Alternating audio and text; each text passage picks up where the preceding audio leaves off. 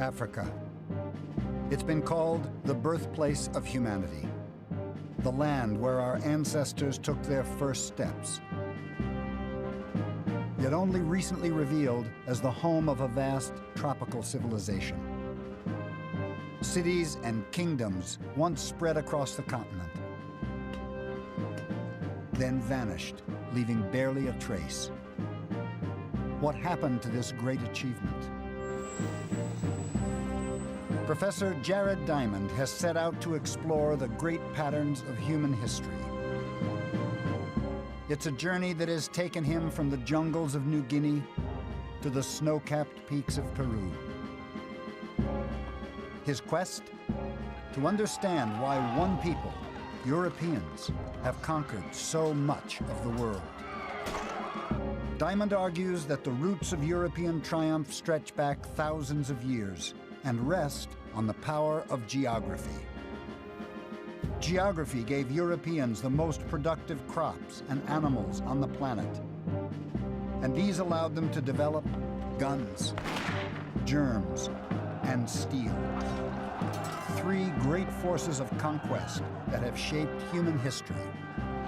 Now, Diamond is setting out on the last stage of his quest to discover what happened when guns, germs, and steel came to Africa, and to ask what role these forces still play.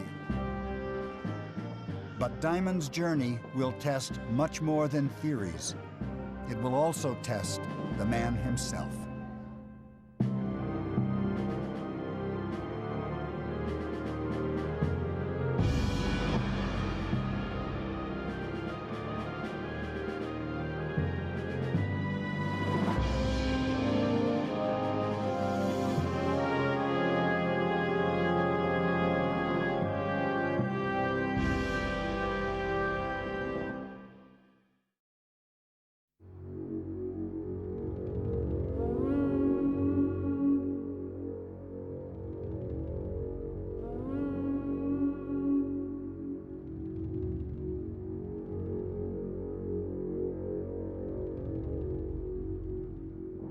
A Class 19D South African Railways steam locomotive, built Glasgow, Scotland, 1932.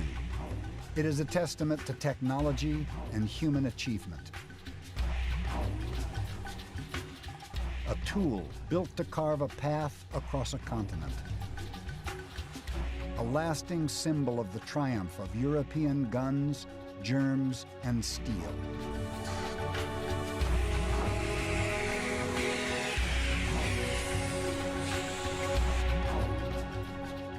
This engine and its tracks of steel will carry Jared Diamond through the story of Africa. It is a tale with its roots in ambition and greed, the peoples of Europe reaching out beyond their native lands in a quest for global conquest.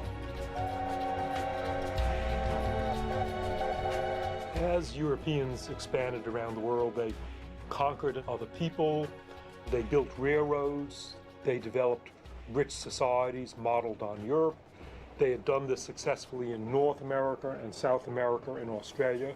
And then they arrived in Africa, and it looked as if the same thing was starting all over again. But Africa would be different. A place of dangers and secrets hidden from these foreign invaders.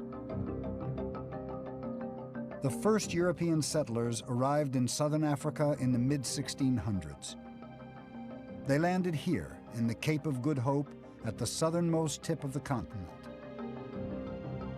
They quickly established themselves in this new land, laying out farms, planting wheat and barley, ranching cattle and sheep. This may sound strange, but it's from ordinary agriculture like this that my theory of guns, germs, and steel arose. My quest began more than 30 years ago on a trip to Papua New Guinea, when I began to try to understand why the people there lived so differently from Europeans and Americans. The beginnings of the answer, I realized, depended on farming. New Guineans had only a few native crops that they could grow and no native farm animals, while my ancestors, even 10,000 years ago, had been blessed with an abundance of domestic plants and animals. Over the centuries, this had given them a huge advantage that let them develop cities, nations, and even colonies abroad.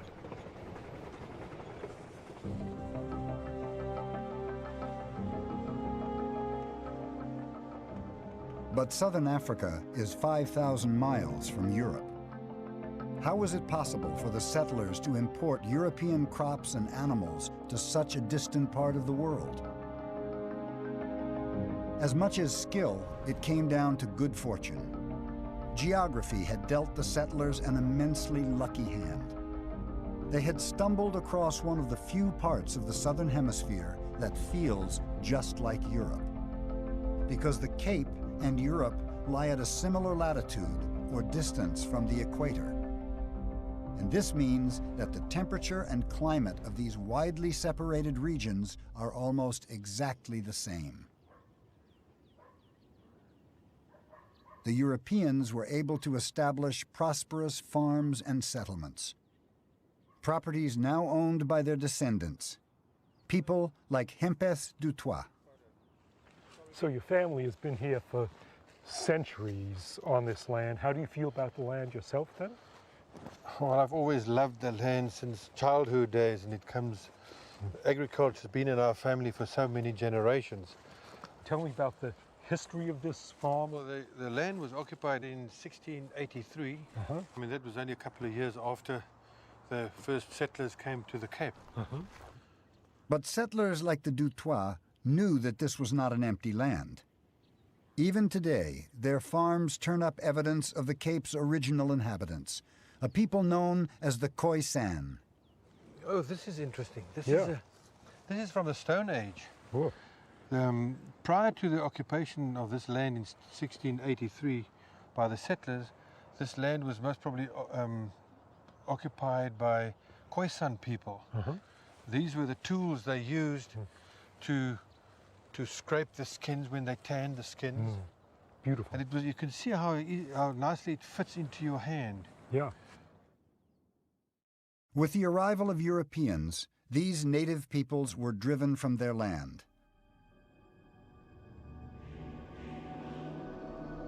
But they also faced an invisible and even more devastating agent of conquest. A force Diamond has identified as one of the greatest in human history: germs.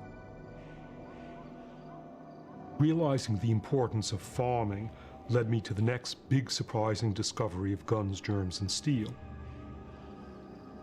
Domesticated animals had given Europeans one advantage of which they were completely unaware.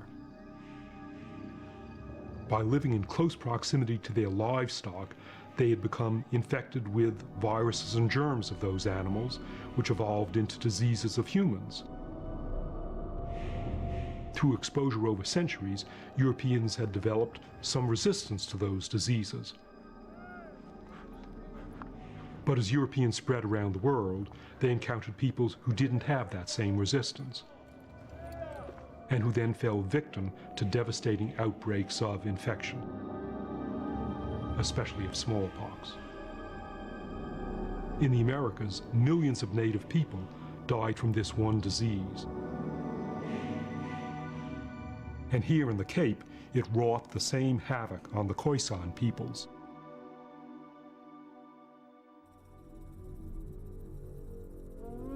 Through their farming and their germs, Europeans had established a firm foothold in the southern tip of Africa. Now they look to expand.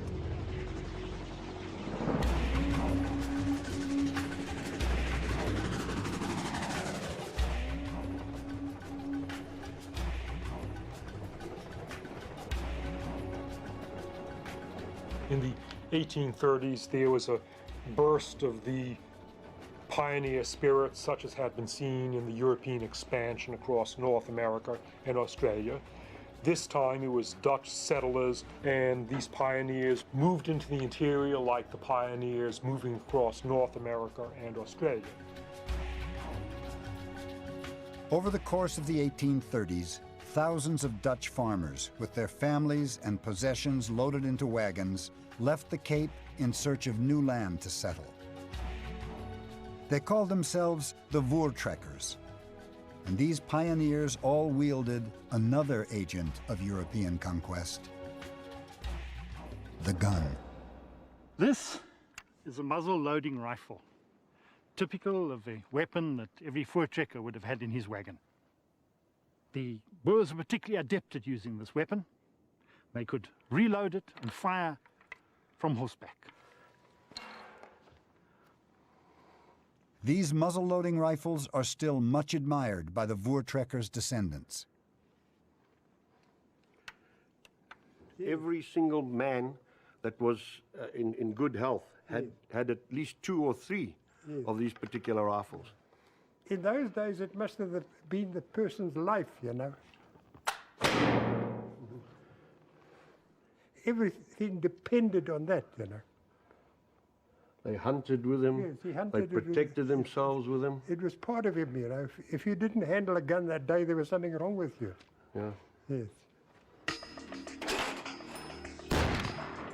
Guns and the steel from which they're made were the last 2 of the great advantages that Europeans carried with them around the globe.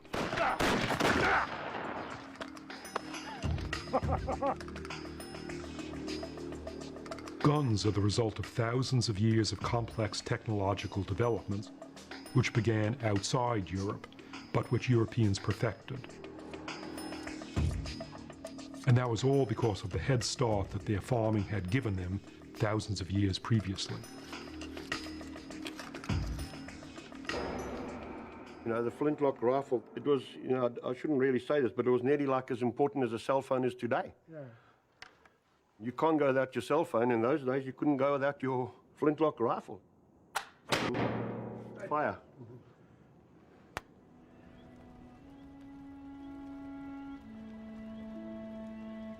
Armed as they were, the European settlers must have been confident they could overcome any obstacle as they pushed further into the African interior.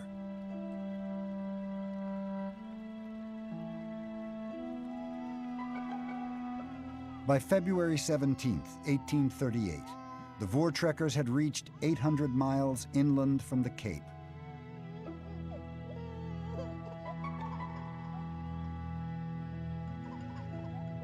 But they were entering an alien and unexplored land.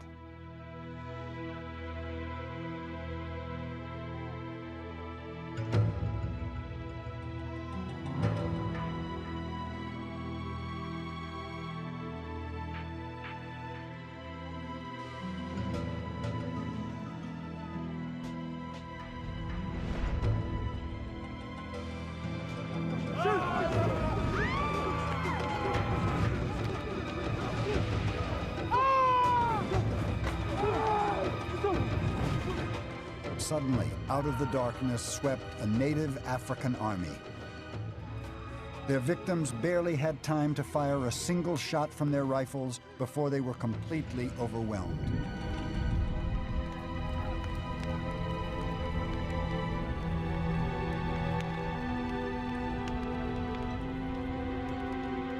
Within hours, nearly 300 Voortrekkers lay dead.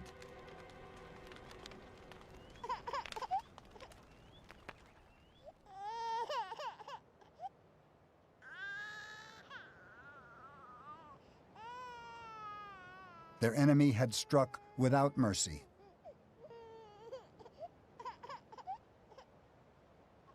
Killing men, women, and children alike. Who could have committed such a ruthless and calculated assault, stopping the Europeans in their tracks?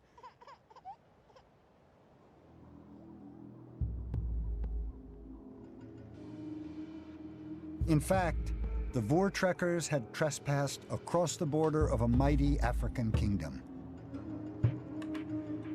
inhabited by people very different from the Khoisan of the Cape.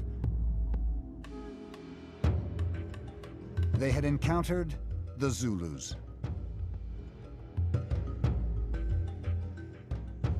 When they ran into the Zulus, they ran into a group of people who were very different to anybody else they'd been up against up until that point in time. This was an organized group of people. The Zulus were the authors of a unique and highly developed African state. Their military skills had allowed them to overwhelm their native African neighbors.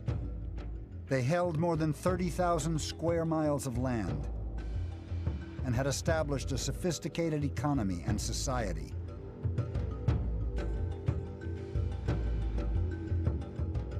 The ferocity of the Zulu defense of their land was something the Voortrekkers had simply not expected.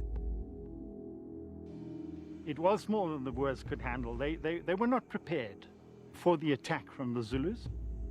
They were up against a king who could mobilize an army of 10 to 15,000 men without any problem at all, that could take on almost anybody. They were absolutely fearless. The Voortrekkers were stunned and devastated. Had they and the power of guns, germs, and steel met their match in Africa? The Voortrekkers showed little interest in who the Zulus were, or how they'd developed such a sophisticated state. They wanted a showdown. They gathered their scattered forces behind a great circle of wagons and readied themselves for battle.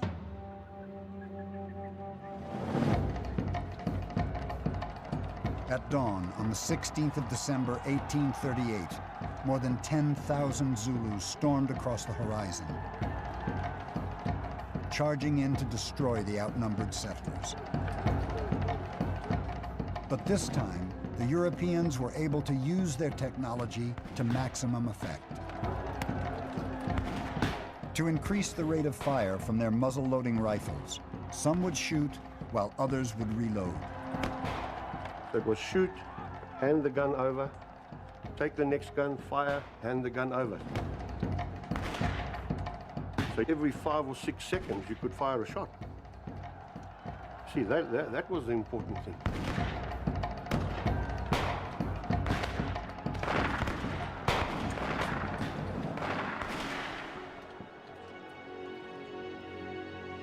This time, not a single Zulu could get within 10 paces of the encampment. It was a massacre. The Voortrekkers had probably killed an estimated 3,000 to 3,500 Zulus. The Boers themselves suffered only 3 injuries. The conflict became known as the Battle of Blood River. The Zulus had been broken. Guns, germs, and steel had prevailed.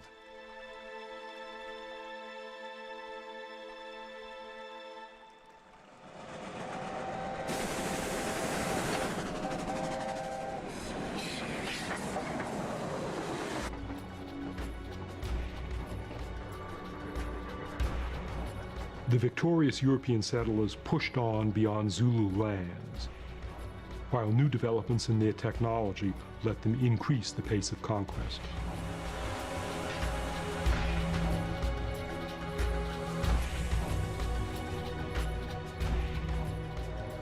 Railroads were key. With railroads, one could transport lots of people and their supplies over vast areas. And so in Africa, Europeans started to build railroads, move into the interior and transport themselves and their supplies. This was the era of the Industrial Revolution, a revolution that introduced one further weapon to the colonization of Africa. A weapon that put the same devastating firepower seen at Blood River into the hands of just a single man. This is a Maxim gun. What made this weapon such a great weapon as opposed to the old single-shot weapons that had been used in years before was this gun could fire continuously for up to 500 rounds a minute. It had the equivalent firepower of probably 100 men in a company with single-shot weapons. As they drove further into Africa, Europeans encountered new tribes, some just as hostile to invasion as the Zulus had been. But for peoples like the Matabele, there was simply no answer to the world's first fully automatic weapon.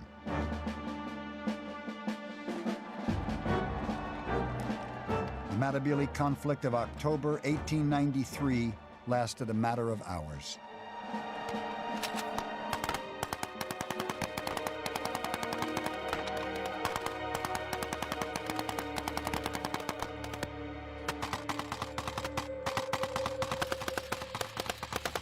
The settlers mowed down those Matabele warriors until there were only a few of them left. It was a real case of ancient technology up against the latest and greatest as far as European inventions were concerned.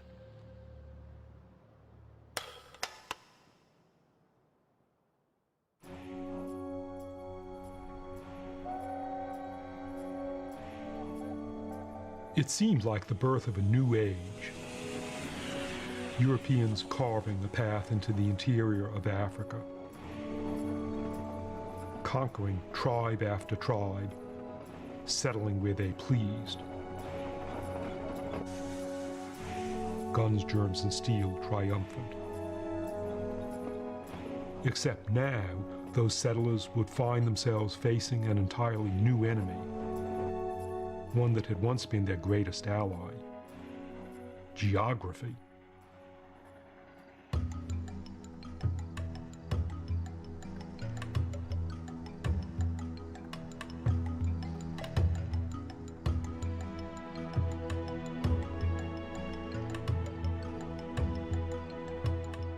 As they moved north, settlers cleared land for farms, confident they could build a prosperous life in Africa. But with little warning, things began to go awry. The land became impossible to plow.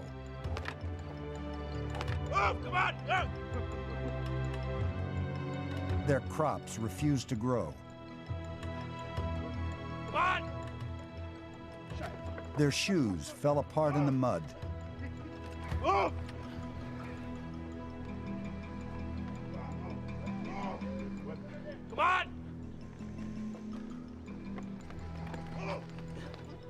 And that was only the start.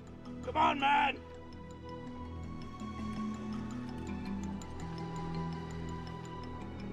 The second big problem that Europeans encountered was their animals died. Their horses and oxen had been a big part of the European advantage elsewhere in the world. Oxen as draft animals and horses as their military animals. But here, the animals were dying. For thousands of years, these domesticated animals and crops had sustained European civilization. Without them, there would have been no guns, germs, and steel. No history of conquest and colonization. And now, the settlers themselves began to fall ill with terrible fevers. While all around them, they could see native Africans farming, herding cattle, healthy and alive. How was this possible? What were the secrets of this strange new land?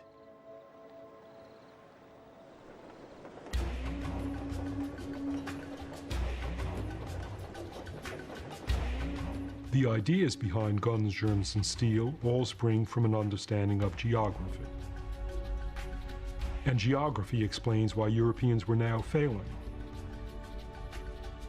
European crops had grown well in the Cape because the Cape was a mirror of the European world, lying on a similar latitude. But as the settlers progressed into the African interior, they'd been moving north, closer and closer to the equator. At about 23 degrees south, near the river Limpopo, they passed a major geographical boundary known as the Tropic of Capricorn. They were leaving behind their familiar European climate and entering a totally different world. They had entered the tropics. Compared to the European or temperate zones, the tropics operate by entirely different rules. Instead of the 4 seasons of Europe, North America, and the Cape, here there are just 2. The dry season and the rainy. Wheat and barley, the crops that had sustained European civilization for centuries, had not evolved to survive in this tropical climate.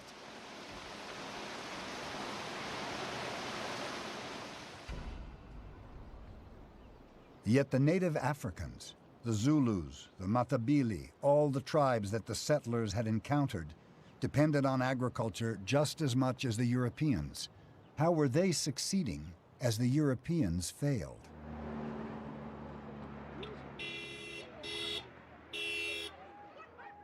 Even today, the continent of Africa is composed of thousands of different tribal groupings.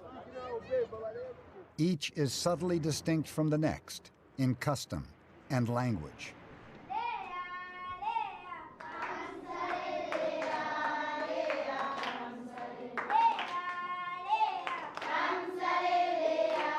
Such diversity means that most Africans have to master more than one language, and they acquire those skills at a very young age.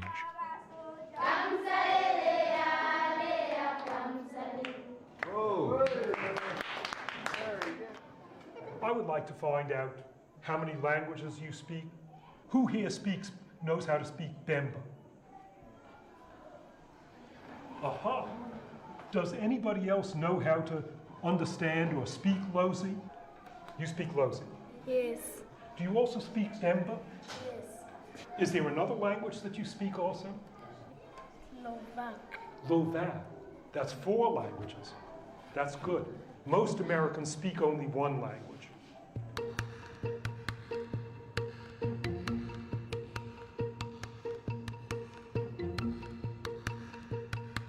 After a little exposure to these different languages, you begin to realize one thing. They all sound remarkably similar. I'm fascinated with languages, and wherever I've been going, I'm asking Africans, what's your language, and tell me some words in your language. So here's what I found out for the word for sun. In the Nyanja language, sun is Zuba. In the Bemba language, it's Akasuba. In Chiwa, it's Duzuba.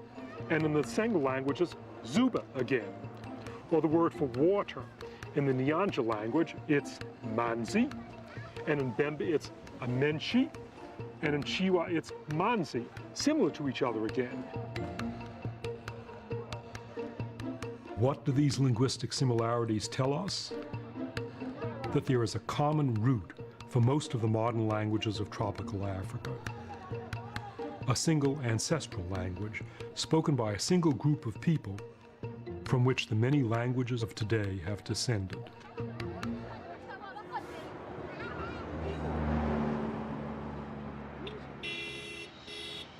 Linguistic analysis has isolated a family of languages known as Bantu, which originated in tropical West Africa. About 5,000 years ago, the early Bantu speakers began to spread into new lands, bringing their crops, their animals, and their language with them. And over centuries, Bantu culture evolved, diversifying into hundreds of tribes, expanding across the tropical region of Africa.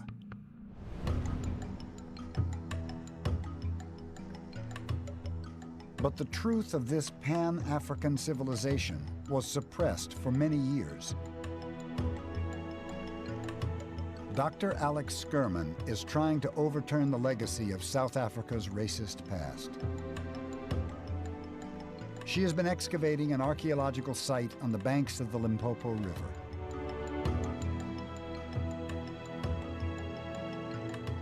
In the early part of the 20th century, there were rumors in the white South African community about this place, in their minds linked to the Queen of Sheba or some other early white civilization in southern Africa, trying to show that the Phoenicians or the Sabaeans, basically anybody who was a bit lighter skinned than Africans, were here first, and they found the opposite, that Africans actually had an amazing, great history, and that they had earlier states running way before any whites set foot in Africa.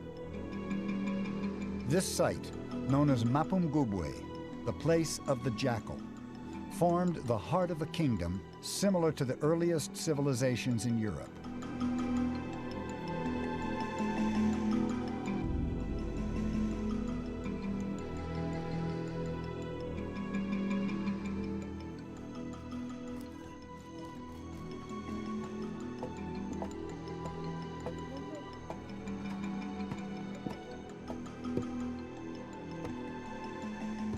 Mapungubwe was the core, it was the capital of a massive state.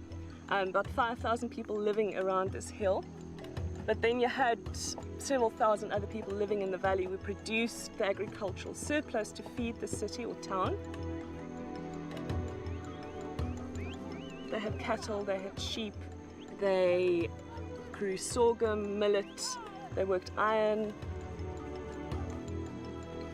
It was a massive, amazing development that occurred in southern Africa.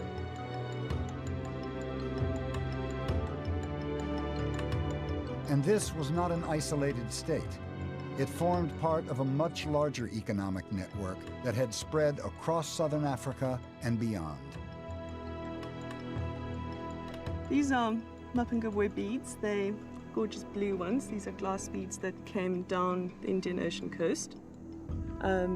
And through them we know that Mapungubwe is part of the international trade network, linking it all the way to the coast.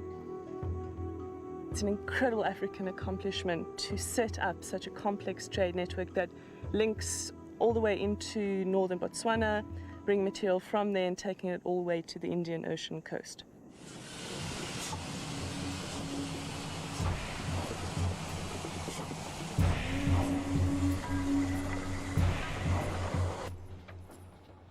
So, Africans had overcome the problems of agriculture that defeated the European settlers.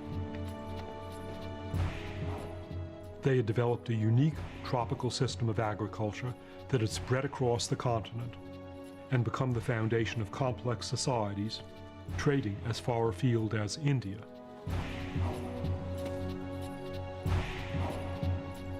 But there was an even more extraordinary story at the heart of this flourishing tropical civilization.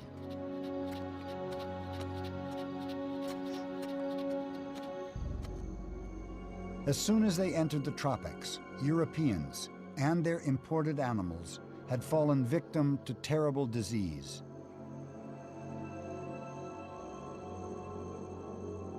Fevers racked their population. Yet tropical Africans showed fewer of the same effects. Many of them even survived that most lethal of European weapons, smallpox. The disease that had devastated the native peoples of North and South America and the Khoisan of the African Cape. How was this possible? Diamond believes it all comes back to geography. Many of the diseases that were killing the settlers and their European livestock were unique to the tropical world. They had never encountered them before. It was a complete reversal of the usual pattern of conquest. In the New World, the germs had been a weapon on the side of Europeans, killing indigenous people. Here, it was indigenous germs to which Europeans had not a history of exposure. So here we have guns, germs, and steel again, but the germs working in the opposite direction, killing Europeans. The settlers and their imported livestock had fallen victim to a host of tropical infections and diseases.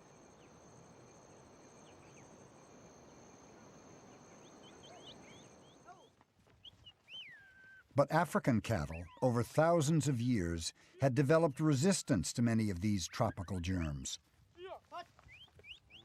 And these cattle might also explain why tropical Africans had not succumbed to smallpox on the same scale as the Khoisan people of the Cape. The smallpox virus originally crossed over from cattle to man centuries ago, and experts now believe it may have first originated in tropical Africa. Africans were certainly familiar with the disease. They had even developed methods of vaccination that bestowed an immunity for life. And there was more. Native Africans had also developed antibodies against one of the most virulent diseases on Earth: malaria. Carried by the humble mosquito, this was the disease that was now overwhelming the European settlers.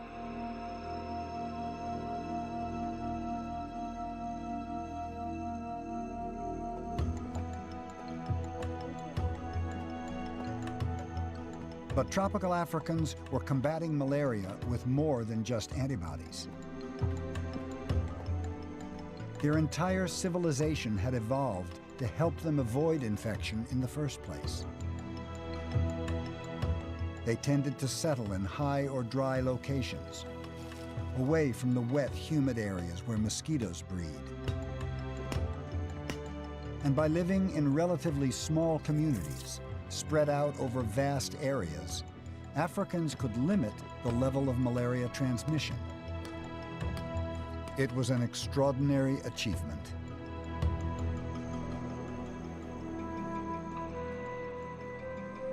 But the Europeans understood little of the Africans' way of life.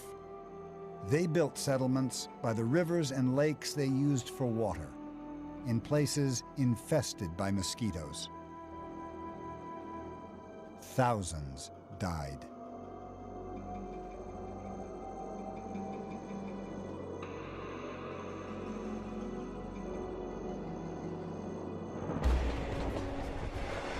So it seemed that the tropics had defeated European guns, germs, and steel, and that Africans had emerged triumphant. They had evolved a complex civilization well suited to the tropical world. A civilization that had spread throughout the continent in a vast cultural diaspora.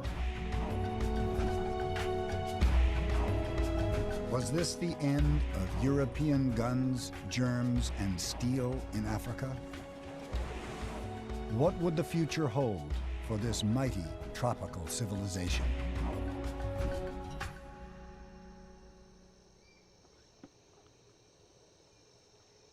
The Europeans had failed to settle Africa's land. This would become no North or South America. But Africa still had one great draw for the colonizing powers: vast reserves of natural resources, copper, diamonds, gold. European conquest and the story of guns, germs, and steel would now enter a whole new age. In the late 1800s, in what is now the Democratic Republic of the Congo, the Belgians drove millions of native Africans from their villages, setting them to work gathering rubber, mining copper and other minerals.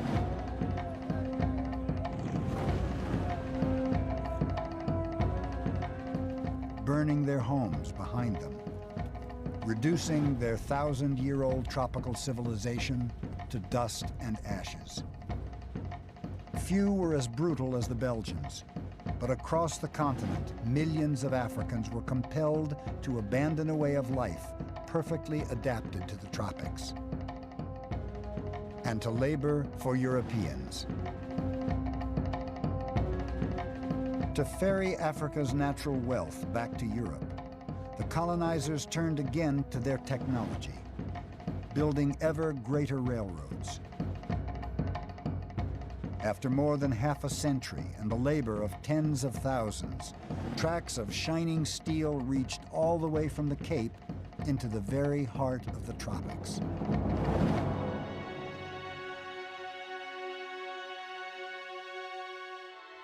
Constructed for Europeans to extract Africa's wealth. Built on the ruins of African civilization.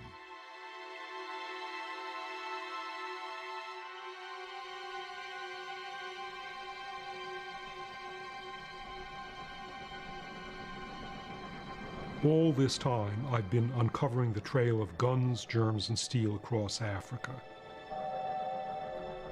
And even this train and the track it rides on lie at the heart of my story.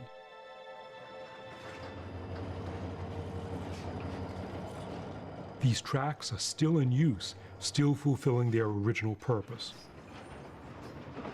Trains travel from the southern tip of Africa into modern Congo and Zambia, ferrying back tons of copper and other minerals. But Africa today is no longer a continent of colonies. Its nations are free and independent. What place is there for my theory of guns, germs, and steel in modern Africa?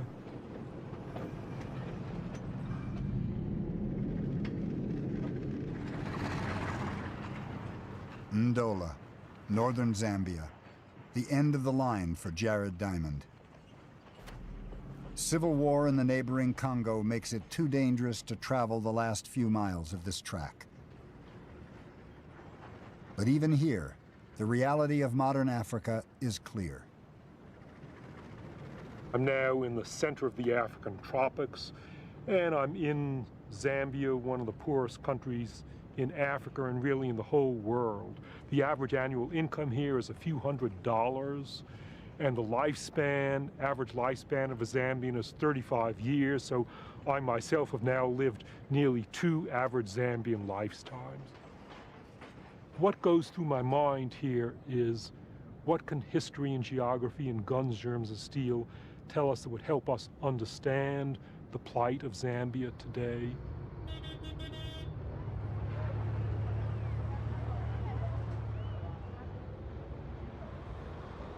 In modern Zambia, I see few signs around me of the great native civilizations that once flourished in tropical Africa. What I see instead is a country shaped by colonization. I see towns and cities that grew up next to the mines and railroads established by Europeans and built on the European model. What about the great forces that originally shaped this continent and its people?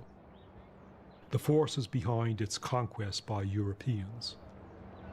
Where are guns, germs, and steel in modern Africa? In Zambia, malaria is endemic. It is the #1 public health problem. And when you look at the children particularly, when you go to a health facility, up to 45% of the children in the outpatient facility of the hospital will actually be presenting with malaria.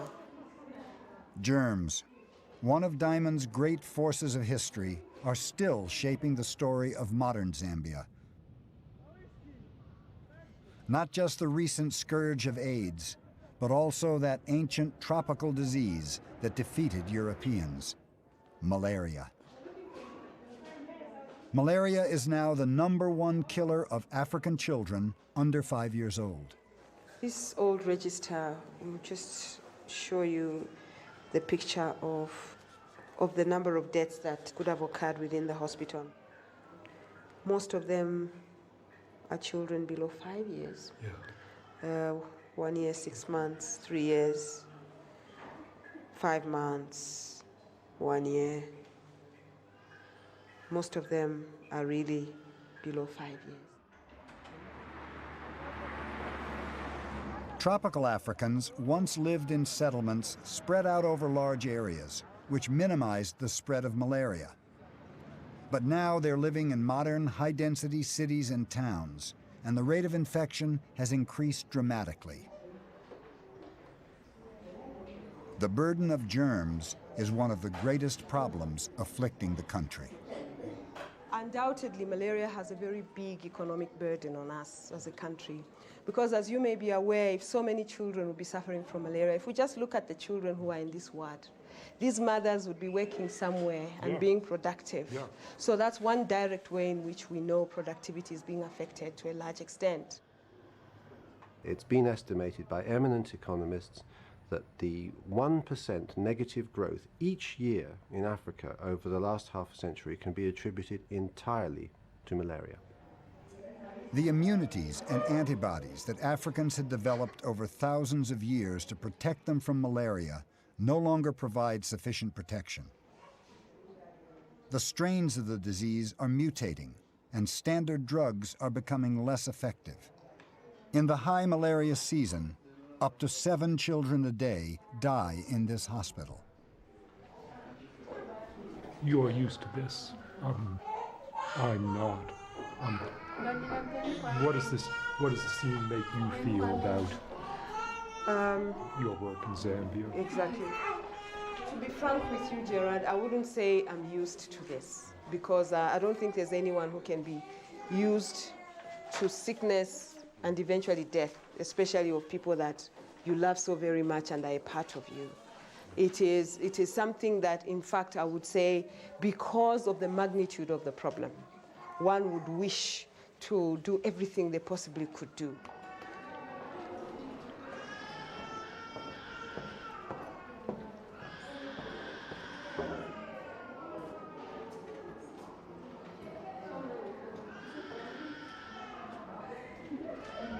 Because of the fact that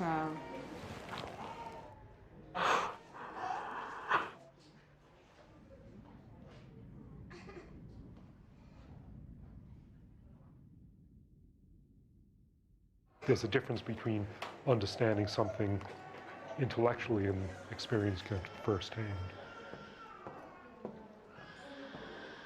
In my book, germs was one of the 3 main forces of history, and it's impersonal. And it's still different, and it hits me to be in a place where germs are in action.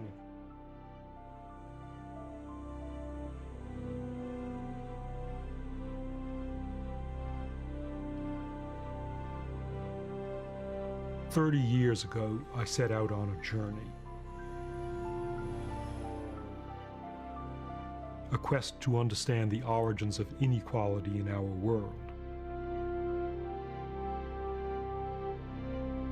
I discovered that this story stretched back to the beginning of civilization and rested on the geography of our planet. When humans first started farming, one small area in the world was lucky enough to have the best crops and animals, which gave one group of people a unique advantage in history. Europeans perfected guns and steel, evolved lethal diseases and germs. They then used these tools to conquer continents and to build extraordinary wealth. I conclude that geography and guns, germs, and steel have been the strongest forces to shape the history of our world. Here in Zambia, these forces are still shaping the world today. Tropical germs are overwhelming this country and its people and driving them into poverty.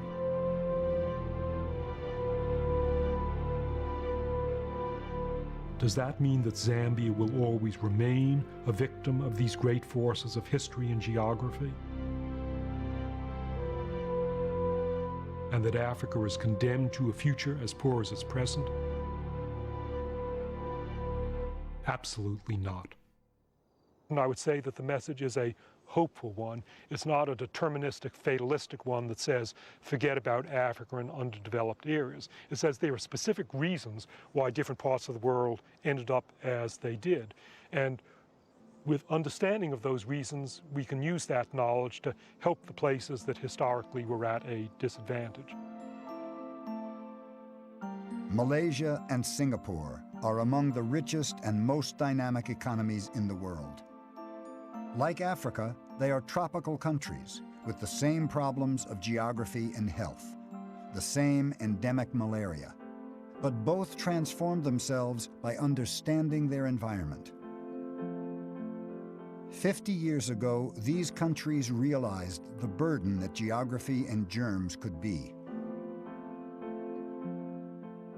Through concerted effort, they managed to almost entirely eradicate malaria from their land, transforming their economies and way of life. The story of Malaysia and Singapore shows what an understanding of geography and history can do. Explanations give you power. They give you the power to change. They tell us what happened in the past and why, and we can use that knowledge to make different things happen in the future. The government of Zambia agrees. They have set up a nationwide project to try to eliminate malaria from the country, just as in Malaysia and Singapore. New drugs, even a possible vaccine, are giving them an increasing chance of success. The control of malaria will mean an improvement in the welfare of the people. And an improvement in the welfare of the people will mean increased productivity. And increased productivity will mean that we will be a wealthy nation, because that will mean that then people will have sufficient, not only food, but sufficient time to be able to do things that make a human being complete and whole and able to live a fulfilled life.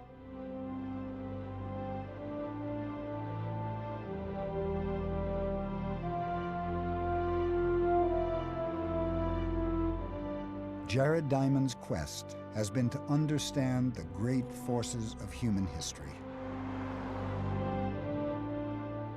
But it is still the very smallest of details, the lives of individual human beings, that lie at the heart of his work. When we talk about history, we talk about development, we talk about competition between societies and the wealth of nations. It can sound intellectual, but here in Africa, there are human faces on it.